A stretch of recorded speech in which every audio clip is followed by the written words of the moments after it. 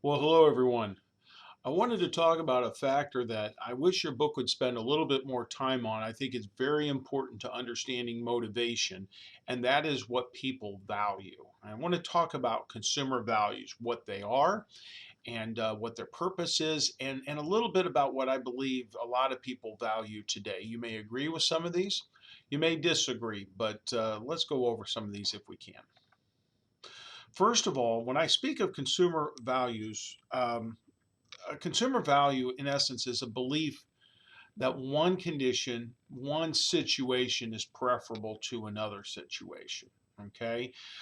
You'll see as I go through some of these different values that you value one thing over its opposite, or you value one aspect of life or some facet over the thing that is almost different from that one. A lot of consumers purchase products that go along and services that help to attain a value related goal. They buy things because they value something. Those things help them in those values. So, believe it or not, a lot of companies, a lot of marketers are trying to determine what matters to people. Because if we can figure out what matters to people, then we can create products and market to those values, to what matters, and then we're more affected by it. Okay, so let's begin.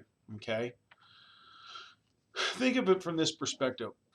What are these values and how do companies try to get us to use them? One big value for a lot of people is to be a success or achievement. It's very, very important to our culture, achievement and success. Research has shown that both men and women are very interested in achievement to success. It really does matter a great deal. And so, with our concern for achievement being so high, okay, companies sell a great number of products that are designed around the premise that if you use this, you will be a success. If you use this, you will achieve. Things from clothing, you have to look the part if you're going to get the job, to education. There's a lot of programs that advertise and market to online instruction or fast instruction or get you a job. If you get this degree or certificate, you're going to be a success. People love those kind of things, and a lot of times from products to services, you know, they will gravitate to anything that is marketed in that way. It doesn't mean they're all purchased, but quite a few of them. Activity. Americans tend to attach an extraordinary purpose to being active, being involved. Okay, we are a busy people, and in my opinion, almost too busy. Okay, this is sort of one explanation why fast food is so well received. Okay, we're so busy that we're not patient enough to wait. I sort of chuckle about this in terms of activity and our lack of patience is that in times gone by, you go to a restaurant, you sit down, you may have to wait anywhere from 5 to 10 minutes just to get your water, and to get you started. It may be another 5 minutes before they ask you what you want, or 10 minutes, and then it could be 20 minutes before your food comes out. So you could spend 45 minutes just waiting to get your food from the moment you walk in the door. Today we have drive-throughs. People can go through the drive-through. They can order their food. They don't even have to get out of their car. We also have the ability to use an app to purchase the food in advance, or so that by the time you get to the drive-through, it's already waiting for you. And now one of the things I've heard of is this concept called Uber Eats. I don't have a picture of it, but because we're so active and so busy and so time constrained, we can go to Uber Eats and purchase food from certain places and they'll bring it to you. So it's all about activity and being very active. All right. So we like things like that. Efficiency and practicality. Efficiency basically refers to anything that we believe saves us time and effort. Okay. And practicality is really about anything that makes our tasks easier, makes our life easier. Um, there are a lot of things out there based on making life easier, uh, you know, and more efficient use of time and effort. You know, hundreds of things if you really think about it. I can remember way back when my parents turned around and bought their first house here in Missouri, down here in Springfield, and they got a garage door opener. Well, they were in heaven. They didn't have to get out in the rain or the cold to open the garage door. It was efficient. You just pressed a button and the garage door opened. I think today a lot of people wouldn't know what to do without that. Microwaves cook food faster. Cell phones do so terribly much. Make calls, send texts, send pictures. They're very efficient, and they're very, very practical. So, there's so many things out there that really make this happen.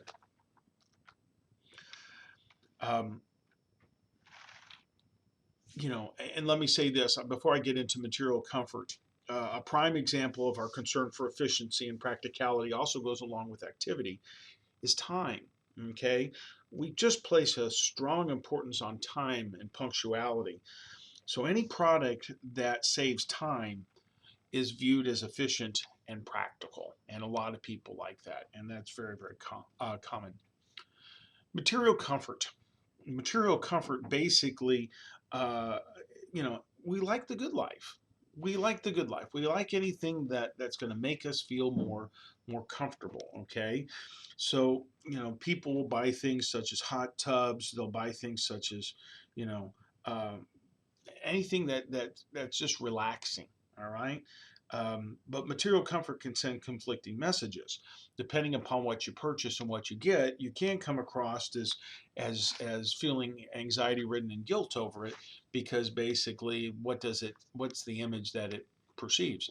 I don't find that to be the case anymore, but a lot of people, worry about it because having all these luxury items for material comfort sometimes seems to run counter to the hard work ethic.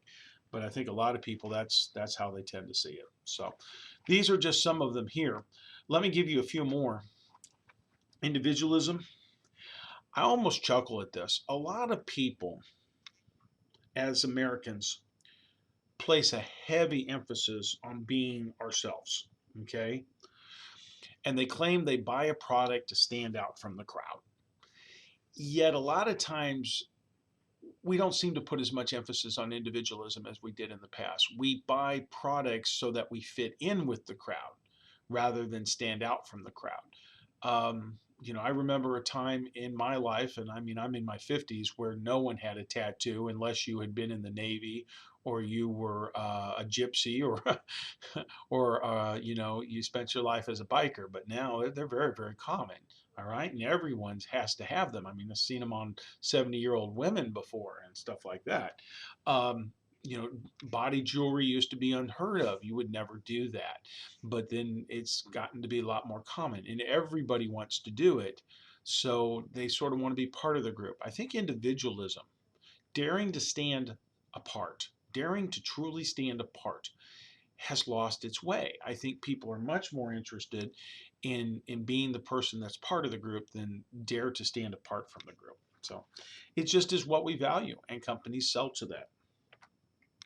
Youthfulness. Uh, the importance of this to Americans is almost sacred. You know, uh, young. You've got to be young. You've got to look young. You've got to feel young.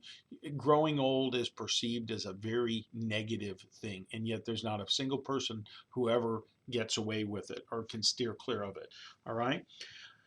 It's interesting that some cultures, the elderly are revered for having wisdom and experience. But even in places such as Asia, that is changing. The Western influence is changing, and the concept of youthfulness is more important than anything. So, from plastic surgery to jewelry to clothing to lots of types of makeups and things like that, beauty and health aids, all to make us look younger.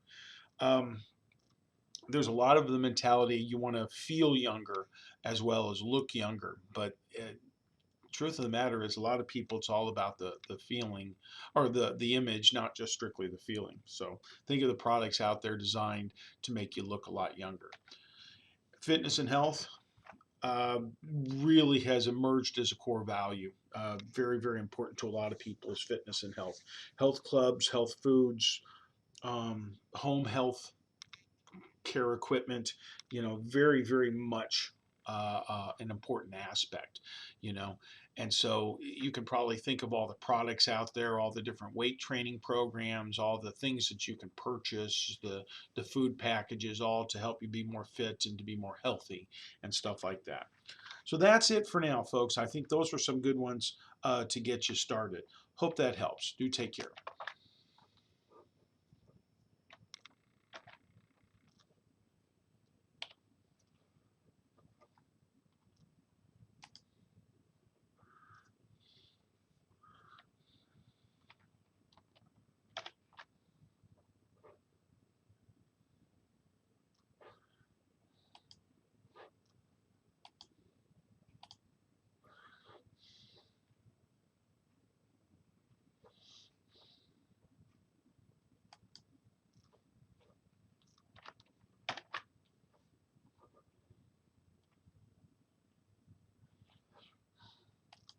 Don't tell me it happened again.